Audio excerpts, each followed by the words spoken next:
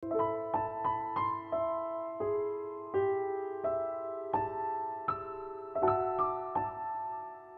araw po sa inyong lahat, lalo na sa Kuya Melo na nagbibigay ng pag-asa sa mga pusong nasasaktan at inspirasyon sa mga naniniwala pa rin sa pag-ibig.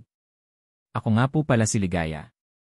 Isa po akong ordinaryong babae na may simpleng pangarap, ang mahalin at makasama ang taong mamahalin ko ng totoo habang buhay. Gusto ko lang pong ibahagi ang kwento ng pag-ibig ko. Hindi man ito perpekto, pero ito yung klase ng pagmamahal na hinding-hindi ko makakalimutan, kahit pagaano ito kasakit sa huli. Nagsimula ang lahat sa isang tag-ulan, taong 2005. 17 taong gulang ako noon, 4th year high school. Sa isang simpleng tindahan sa tapat ng school, unang nagtagpo ang landas namin ni Bong. Isa siyang transferee, bagong salta sa lugar namin mula Davao. Mapagkakamalan mo siyang suplado sa unang tingin, tahimik lang kasi at laging nag-iisa. Pero ewan ko ba, may kung anong humila sa akin para pansinin siya. Noong una, tingin lang ako ng tingin sa kanya. Siya naman, tila hindi ako napapansin. Pero isang araw, nagulat na lang ako nung lumapit siya sa akin para humingi ng tulong sa isang math assignment. Doon na nagsimula ang kwentuhan namin. Hanggang sa araw-araw na niya akong nilalapitan, at unti-unti, naging malapit kami sa isa't isa. Naging magkaibigan kami. Hanggang sa isang gabi, habang magkasabay kaming umuwi, sinabi niya sa akin, "Ligaya, gusto kitang ligawan." Hindi ko alam kung anong mararamdaman ko noon. Masaya ako pero may kaba. Kasi unang beses ko yon. Pero dahil ramdam ko ang sinseridad niya, tinanggap ko ang panliligaw niya. Ilang buwan lang ang lumipas, sinagot ko siya. Naging kami ni Bong. Masaya ang mga araw namin. Sabay kaming gumraduate.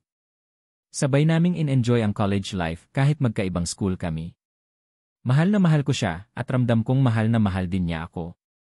Pero gaya ng lahat ng masaya, may dumarating ding unos. Nung third year college kami, nagpasya ang pamilya ni Bong na lumipat pabalik ng Davao.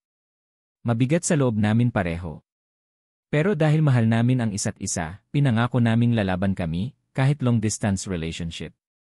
Umiiyak ako sa gabi, pero konting ni I love you lang niya sa tawag, gumagaan na ang pakiramdam ko. Tumagal kami ng 2 taon sa long distance. Hanggang sa isang araw, unti-unting nagbago si Bong. Hindi na siya madalas mag-text. Wala nang good morning, good night. Hindi na siya gaya ng dati. Nagka-praktikum ako noon. Abala sa thesis. Pero kahit gaano ako kabisi, sinisingit ko pa rin siya sa oras ko. Kaya ramdam ko, may iba na. Kinumpirma ito ng kaibigan kong taga Davao na minsang nakita siya sa mall, may kasamang babae. Nang kumprontahin ko siya, hindi siya umamin agad. Pero kalaunan, umiyak siya sa tawag at sinabi, "Pasensya na, Ligaya." Naging mahina ako. Binasag ng salitang yon ang buong mundo ko. Hindi ko alam kung paano ko nairaos ang bawat araw pagkatapos noon. Pero pinilit kong bumangon. Tinanggap ko na hindi lahat ng mahal natin, kayang panindigan ang pagmamahal nila. Lumipas ang 5 taon. Stable na ako sa trabaho. Naka-move on na raw sabi ng mga kaibigan ko. Pero sa puso ko, may parte pa ring iniwang baka si Bong. Hanggang isang araw, bigla siyang nag-chat. Nag-sorry. Humingi ng tawad. At sinabing, "Pwede ba kitang makita? Kahit saglit lang." Naisip ko, baka ito na ang closure na hinihintay ko. Pumayag ako. Sa isang coffee shop kami nagkita, at doon, muli kong nakita ang lalaking minsang minahal ko ng sobra.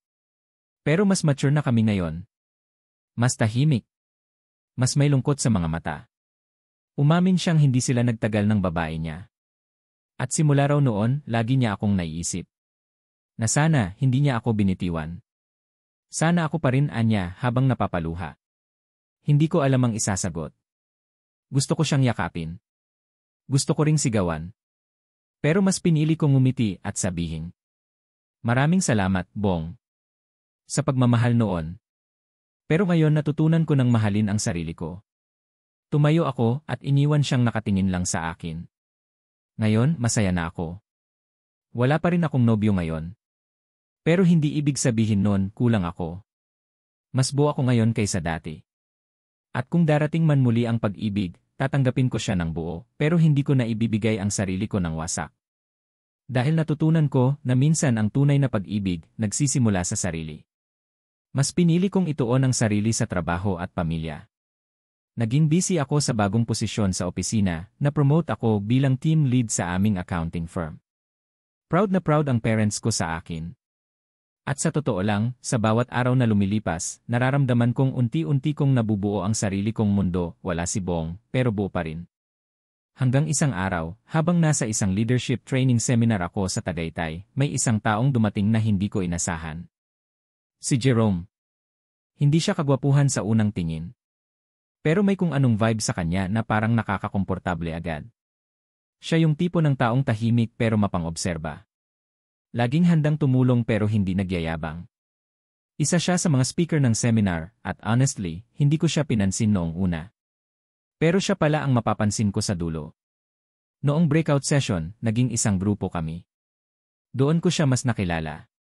Mabait, matalino, pero higit sa lahat may respeto. Hindi siya yung tipong smooth talker na sanay manligaw. Pero sa bawat titig niya, ramdam mong totoo siya. Doon nagsimula ang panibagong kwento. Naging chatmates kami pagkatapos ng seminar. Walang araw na hindi kami nag-uusap. Pero iba si Jerome. Hindi siya nangungulit. Hindi siya pushy. At higit sa lahat, wala siyang iniwang tanong sa ere. Lahat ng kilos niya, klaro. Lahat ng salita niya may direksyon. Hanggang isang gabi, habang sabay kaming kumakain ng fishball sa isang kanto sa Cubao, bigla siyang nagsalita. Ligaya, ayokong magmadali. Pero gusto kitang ligawan. Hindi dahil gusto lang kita. Kundi dahil nakikita ko ang sarili kong tumatanda kasama ka. Natulala ako.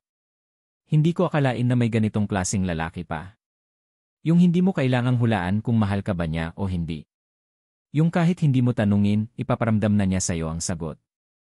Pero hindi ako sumagot agad.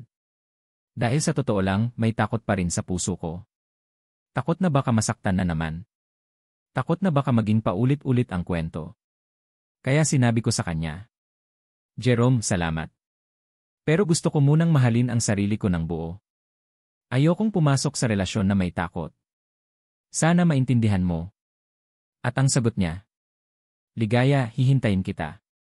Hindi dahil kailangan ko, kundi dahil pinili kita. Lumipas ang 3 buwan. Nagpatuloy ang friendship namin ni Jerome. Mas lumalim ang samahan. Mas naging masaya ang mga araw ko. Hanggang sa hindi ko namalayan, mas madalas na akong ngumiti, hindi dahil kay Bong, kundi dahil kay Jerome. Kaya isang gabi, sa parehong kanto kung saan niya sinabi ang unang hakbang ng panliligaw niya, ako naman ang nagsalita. Jerome, handa na akong mahalin ka. Salamat sa paghihintay. At doon, sa ilalim ng streetlight, habang umuulan ng bahagya, hinalikan niya ang noo ko, at doon ko naramdaman ang isang pagmamahal na hindi sigaw, kundi payapa. Hindi madali kundi totoo. Ngayon, 3 taon na kaming magkasama ni Jerome. At sa susunod na buwan, ikakasal na kami. Kuya Melo. Sa wakas, natagpuan ko na ang taong hindi ako iniwan kahit sa panahon na ako mismo ay takot magmahal. Natagpuan ko ang lalaking hindi kailangang sabihan kung paano magmahal dahil kusa niya yung ginagawa. At si Bong? Nag-message ulit siya noong nalaman niyang engaged na ako. Ang sabi niya, masaya ako para sa'yo. At doon, alam kong tuluyan ko na siyang pinatawad. Si Eliga ngayon ay 3 taon na. Masayahin, makulit, matalino at sobrang lapit kay Jerome. Tuwing uwi si Jerome mula sa trabaho, sisigaw si Elijah ng, Papa! Papa! Tatakbo siya at yayakapin ang tatay niya sa binti. Ako naman, nakatingin lang sa kanila habang nagluluto ng hapunan. Mapapangiti na lang ako at iisipin, ito ang pangarap kong buhay. Pero sa kabila ng saya, may isa pa kaming pangarap noon na hindi pa rin natutupad. Ang magkaroon ng sariling bahay. Matagal na naming napag-uusapan ni Jerome yon. Mula nang ikasal kami, nakikitira muna kami sa isang maliit na unit ng tita ko. Okay naman, payapa, pero iba pa rin yung nasa sariling bubong ka. Love, sabi ni Jerome minsan habang pinapatulog si Elijah. Ayokong lumaki si Elijah na parang bisita lang sa bahay ng iba. Gusto kong pag-uwi niya galing school, may sarili siyang kwarto. May gate na pwede niyang isara, may pader na pwede niyang sulatan. Tumango lang ako noon, pero sa puso ko, pareho kami ng pangarap. Kaya nagsimulang mangarap kami, sabay. Nag-ipon kami. Bawat tipid sa kuryente, bawat barya sa grocery, bawat sideline ni Jerome, lahat yon itinabi namin. Nagtanong kami sa mga bangko, nag-aral tungkol sa housing loan, nagbasa ng mga blogs, at naghanap ng murang lote. At sa dami ng pinagdaanan naming pagod at pagtitipid, sa wakas, nakabili kami ng isang maliit na lupa sa Rizal. Hindi man malaki, pero sapat na para sa maliit na bahay na pangarap namin. Doon na namin sinimulan ang panibagong yugto ng buhay namin. Ang pagtatayo ng bahay ay hindi biro. Nagkaproblema sa permits. Nagkaproblema sa kontratista. May mga linggo na halos ubos na ang savings namin. May mga gabi na napapaluha ako habang hawak ang calculator. Pero sa bawat pagod, andoon si Jerome. Andoon ang pamilya namin. Andoon ang mga kaibigan naming handang tumulong. At higit sa lahat, andoon ang panalangin. Araw-araw, kahit pagod, sama-sama kaming nanalangin. Lord, sa simpleng bahay na ito, sana maramdaman namin ang tunay na tahanan. At sa wakas, matapos ang halos 2 taon natapos ang bahay. Isang simpleng bungalo. May maliit na sala. May 2 kwarto, isa sa amin ni Jerome, isa para kay Elijah. May maliit na terrace kung saan kami magkakape tuwing umaga. Noong unang gabi naming matulog doon, wala pang kurtina. Wala pa ring pintura ang labas. Pero habang nakahiga kaming 3 sa isang foam sa sahig, ramdam ko. Ito na ang bahay na tinatawag naming tahanan. Ngayon, unti-unti naming pinupuno ang bahay ng alaala. Unang Christmas tree. Unang party para sa birthday ni Elijah. Unang bagyong dinaanan naming sabay.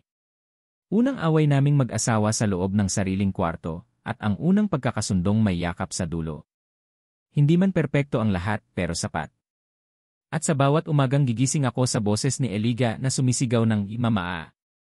At sa bawat hapong sasalubungin ko si Jerome na may dalang tinapay. Lagi kong sinasabi sa sarili ko, ligaya, ito na yon. Ito na ang pangarap mong buhay. Elijah is now 7 years old. At sa bawat taon na lumilipas, mas lalo ko siyang nakikita bilang isang batang puno ng kabutihan, talino, at pangarap. Si Jerome pa rin ang kanyang best friend. At ako. Ako pa rin ang una niyang tinatawag kapag may sugat siya sa tuhod, kapag may assignment siya sa science, o kapag hindi siya makatulog dahil sa panaginip. Pero gaya ng bawat magulang, dumating din sa amin ang mga pagsubok sa pagpapalaki sa isang bata. Lalo na ngayong panahon ng teknolohiya, peer pressure, at napakabilis na takbo ng mundo. Nagsimula ang isang pagsubok noong grade 1 si Elijah. Napansin namin ni Jerome na parang lumulungkot ang anak namin. Tahimik. Hindi na gaya ng dati. Minsan, ayaw pumasok sa school. Nang tanungin namin, umaayaw siya. Pero isang gabi, habang inaayos ko ang bag niya, may nakita akong papel. Isang sulat. Bakit wala kang tatay na doktor? Bakit hindi ka nagpapakain sa recess? Bakit luma ang bag mo? Tumigil ang mundo ko. Kinabukasan, kinausap namin ni Jerome ang guro niya. Doon namin napagtanto, nakakaranas pala ng bullying si Elijah. At bilang magulang, mas masakit pala yon kaysa sa kahit anong sakit ko noon sa pag-ibig. Hindi kami nagalit agad. Pinili naming harapin ito ng may tapang at tamang asal. Pumunta kami sa guidance office. Kinausap ang mga bata. Ang magulang ng bata. Pero higit sa lahat, kinausap namin si Elijah. Anak, hindi nasusukat ang halaga mo sa dami ng laruan mo, sa bagong bag mo, o sa trabaho ng magulang mo. Ang mahalaga, marunong kang rumespeto, magpatawad, at manindigan para sa tama. At sa araw na yon, tumango siya. Ngumiti siya at muling bumalik ang sigla niya sa mga sumunod na linggo. Paglipas ng taon, lalong lumalalim ang pagmamahalan namin bilang pamilya. Si Jerome, patuloy sa trabaho bilang isang project supervisor sa isang construction company. Ako naman, pinili kong mag-online freelance para mas maalagaan si Elijah sa bahay. Mas simple ang buhay namin kumpara sa iba, pero puno ng pag-unawa at pagmamahalan. Minsan, tinanong ako ni Elijah, "Mama, kayo po ba ni Papa nag-aaway din?" Umiti ako at sabi, "Anak, kasi ang tunay na magkaibigan, hindi lang nagmamahalan. Nagkakasakitan din minsan pero laging nagkakabati." Ngayon, si Elijah ay nangangarap maging guro. Lagi niyang sinasabi, gusto niyang turuan ang mga bata, lalo na yung mga katulad niya na minsan ay naiwan sa gilid, hindi napansin, hindi naprotektahan. At kapag naririnig ko siyang magsalita ng ganito, napapaiyak ako.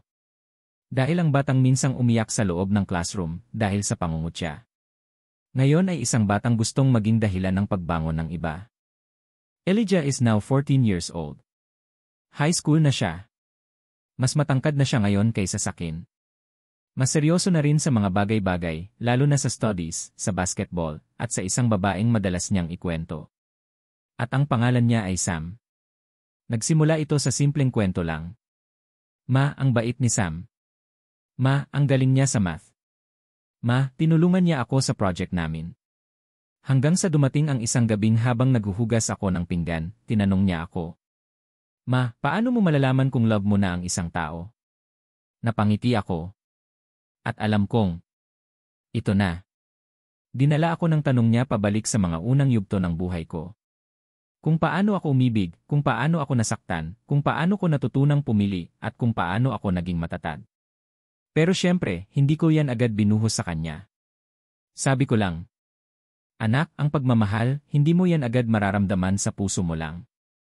Dapat maramdaman mo rin yan sa isip mo, kung may respeto, kung may malasakit, kung may kabutihan. Tumango siya, pero alam kong gusto pa niyang malaman ang sagot sa tanong niya. Kaya kinausap namin siya ni Jerome ng masinsinan. Anak, okay lang ang ma-in love, sabi ni Jerome. Pero dapat alam mo kung ano ang hangganan at kung kailan ka dapat magpigil. Hindi lahat ng saya kailangang habulin agad. Niyakap kami ni Elijah. At sa sandaling yon, naramdaman ko na sa halip na mag-alala, mas dapat kaming magtiwala. Kasi hindi na siya bata. At kahit gaano pa kabata, kapag sinabayan ng gabay ang damdamin, mas nagiging malinis ang pag-ibig. Ilang buwan ang lumipas. Madalas kaming kwentuhan ni Elijah. Minsan magkatabi kami sa sofa habang nakikinig ng music niya, yung mga bagong OPM songs na tungkol sa teenage love. Nang tinanong ko siya kung si Sam pa rin ba ang crush niya, ngumiti lang siya. Ma, gusto ko lang siyang maging kaibigan muna. Kasi ayokong masaktan siya. At ayokong mawala rin siya sa buhay ko. At sa linya niyang yon, napangiti ako ng malalim. Kasi alam kong hindi lang basta tibok ng puso ang nararamdaman ng anak ko. Meron siyang respeto. At meron siyang intensyong alagaan, hindi lang ang damdamin ng babae, kundi ang relasyon na meron sila. Pero gaya ng lahat ng kwento, may sakit din. Dumating ang panahong lumipat si Sam sa ibang paaralan. Nagpaalam si Elijah na gusto niya itong bigyan ng letter bago ito umalis. Tinulungan ko siyang gumawa.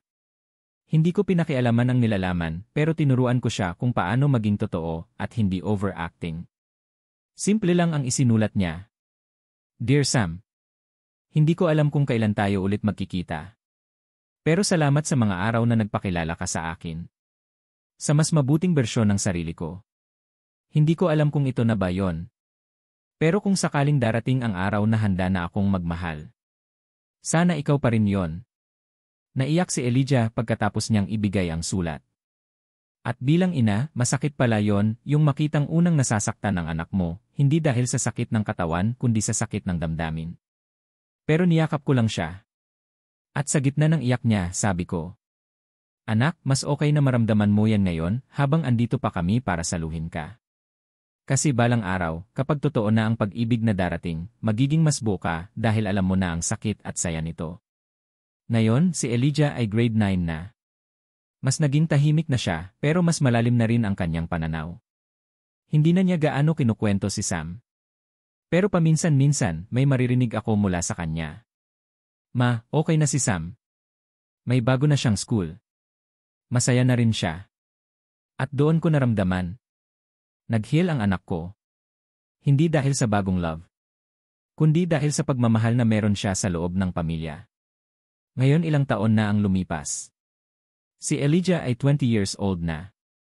At ngayong college student na siya, mas lumawak ang mundo niya, mas marami siyang nakilalang tao. Pero sa lahat ng yon, isang babae ang nakapagpatibok muli ng puso niya. At ngayong araw, ipapakilala niya ito sa amin. Isang linggo ng hapon, habang nagluluto ako ng pansit sa kusina, lumapit si Elijah. Hindi siya mapakali. Paulit-ulit siyang humihigop ng tubig, paikot-ikot sa kusina, at kung ano-anong tanong ang binabato niya. Ma, okay ba yung polo ko? Ma, hindi ba awkward pag ako lang ang nagdala sa kanya rito? Ma, wag masyadong tanong ha. At sa puntong yon, alam ko, hindi na ito simpleng kaibigan. Ito na yung babaeng espesyal. Yung tipong gusto niyang malaman kung anong tingin namin sa kanya. At bilang ina, pinilit kong huwag maging sobrang excited. Pero sa totoo lang, parang gusto kong maghanda ng lechon kahit merienda lang ang usapan. Dumating ang 3:00 ng hapon. May bumusina sa labas. At sa unang beses sa loob ng 2 dekada, narinig ko ang anak kong si Elijah na may lakas ng loob na sabihin. Ma, si Anika po eh. Sa pintuan, tumambad sa amin ang isang simpleng babae. Naka-denim jacket, naka-loose pants, may bitbit na box ng banana muffins. Maaliwalas ang mukha niya. May simpleng ngiti. Pero yung ngiting yon may laman. May respeto. Good afternoon po, tita, bungad niya. Ako po si Anika. Kaibigan po ni Elijah. Classmate din po sa major subject. Kaibigan daw. Pero alam naming mag-asawa, higit pa roon. Habang kumakain kami sa hapag, tinanong siya ni Jerome. So Anika, ilang taon ka na? 21 po, tito. Taga saan ka? Taga Antipolo po. Pero nagdo-dorm na po ako ngayon malapit sa campus. Anong course mo? BS Psychology po. At habang sumasagot siya, nakikita ko kung paano siya tumingin kay Elijah. Hindi malandi. Hindi sobra. Pero may ngiti ng pagpapahalaga. Pagkatapos ng merienda, nagkwentuhan pa kami saglit sa sala. Si Anika ang tipo ng babae na hindi ka mahihiyang ipakilala sa pamilya. Maayos magsalita, may disiplina sa kilos, at higit sa lahat, may respeto. Bago siya umuwi, nilapitan niya ako. Tita Ligaya, thank you po sa pag-welcome sa akin. Hindi ko man po alam kung ano po ako para kay Elijah. Pero sana po, kung dumating yung araw na mas maging malinaw. Tanggapin niyo po ako hindi lang bilang bisita, kundi bilang totoong tao sa buhay niya. Hindi ko napigilan ang sarili ko. Niyakap ko siya. Anak, hindi mo kailangang magpaliwanag. Mas naiintindihan ka namin kaysa sa akala mo. At kung ikaw ang nagpapasaya sa anak namin, alam mong may lugar ka rito kahit kailan. Pagkaalis ni Anika, naglakad ako papunta sa bintana. Nakatanaw lang ako habang pababa siya sa hagdan ng bahay. Lumapit sa akin si Elijah. Tahimik lang kami. Tapos bumulong siya. Masya na talaga. Hindi ako agad nagsalita. Pero sa puso ko, naramdaman ko ang init. Yung init na parang pagmulat mo sa umaga at may bagong simula. Hindi para sa akin kundi para sa anak ko. Kuya Melo.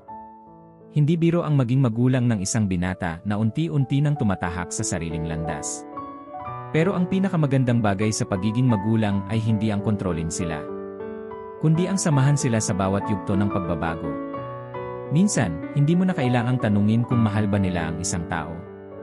Makikita mo yan sa paraan ng pagngiti nila. Sa paraan ng pagdampi ng pangalan sa bibig nila. At higit sa lahat, sa paraan ng paggalang nila sa taong mahal nila. Kung darating man ang araw na si Anika na talaga ang magiging parte ng buhay ni Elijah, handa akong tanggapin siya. Hindi lang bilang nobya ng anak ko, kundi bilang anak ko na rin. Kasi sa huli, ang pagmamahal hindi lang dapat sinusuportahan. Dapat itong ipagdasal, alagaan, at ipaglaban. Ako po si Ligaya. Ina, asawa, at mayon. Ina ng isang binatang umiibig sa tamang paraan.